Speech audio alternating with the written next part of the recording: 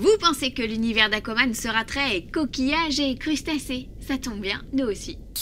C'est officiel, Robocop revient au cinéma et c'est Neil Blomkamp, le réalisateur de District 9 et Chappie, qui dirigera ce film sobrement intitulé Robocop Returns.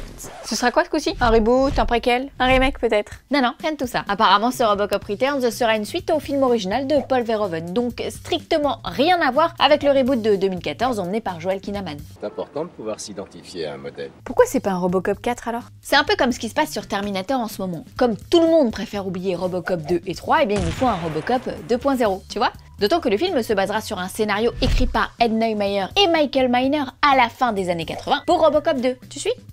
Pourquoi maintenant? Parce qu'à l'époque, va savoir pourquoi, le script n'avait pas retenu l'attention des producteurs. Ce qui est amusant, c'est que ce scénario a une résonance toute particulière avec l'actualité américaine, puisque Neumeier y prédisait qu'une star de télé-réalité deviendrait président. Alors quand le duo de scénaristes et la MGM se sont décidés à exhumer ce script des cartons, ils se sont mis en quête d'un réalisateur. Et c'est Neil Blomkamp qui s'est imposé. Il faut dire que la filmographie du réalisateur, elle-même traversée par la thématique du transhumanisme, prouve l'influence qu'a eu Robocop sur le metteur en scène sud-africain. Et on sait qui incarnera la machine? Non, pour l'instant, tout ce que l'on a, c'est une ébauche de synopsis. Tandis que l'anarchie règne et le destin de la ville de Détroit est menacé, Robocop fait un retour triomphant pour combattre le crime et la corruption. Ça nous dit pas si le film sera aussi subversif que le premier, ça. Je le sens pas. T'es pas la seule, hein. Sans trop de surprise, l'annonce du film a quelque peu effrayé les aficionados du film qui s'inquiètent et posent beaucoup de questions. Comme par exemple, est-ce que le film sera classé R? Ou est-ce que le ton sera aussi satirique que le premier? Ou encore, est-ce qu'il y aura des gros trucs qui explosent? Je comprends, je me pose les mêmes questions moi. Et il en dit quoi, Blomkamp? Il en dit que oui, il y aura bien tout ça. En même temps, il allait pas nous dire non, il y aura rien de tout ça, je vous ponds une bonne grosse daube. Certes, reste à savoir si le film verra bien le jour.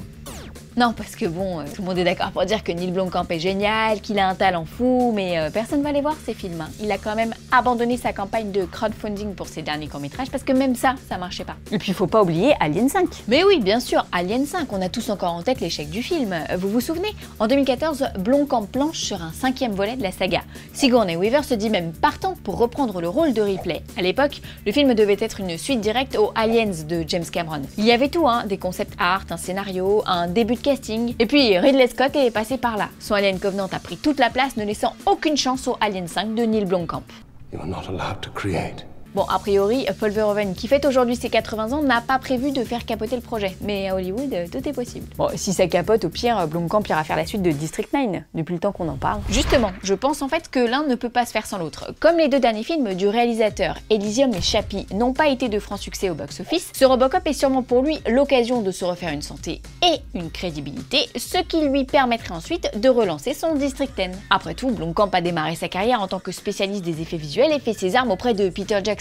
La SF, il connaît, et l'impressionnant District 9 est encore dans toutes les mémoires. Cela devrait suffire à dissiper les dernières réserves que nous pourrions avoir à l'égard du projet. À suivre donc.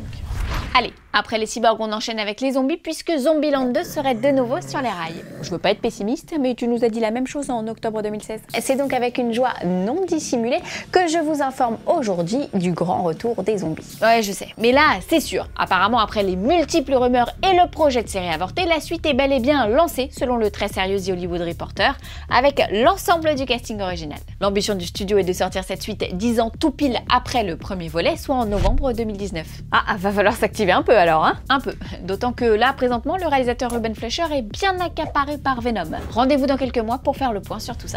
Dans le reste de l'actualité, on aurait aussi pu vous parler de Black Widow, qui a officiellement trouvé sa réalisatrice en la personne de Kate Shortland. Cet abruti est en train de tout balancer. Des premières photos de Godzilla 2, avec la petite Eleven, qui décidément se retrouve toujours face à des monstres. Et de la statue Lego grandeur nature de Thanos, attendue ce week-end au Comic-Con de San Diego. On dirait pas comme ça, mais elle pèse 200 kg, mesure 2,50 m et compte 91 350 briques. C'est une de mes plus belles pièces. Voilà, Fanzone, c'est fini pour aujourd'hui. On se retrouve la semaine prochaine avec une spéciale Comic-Con. Salut à tous!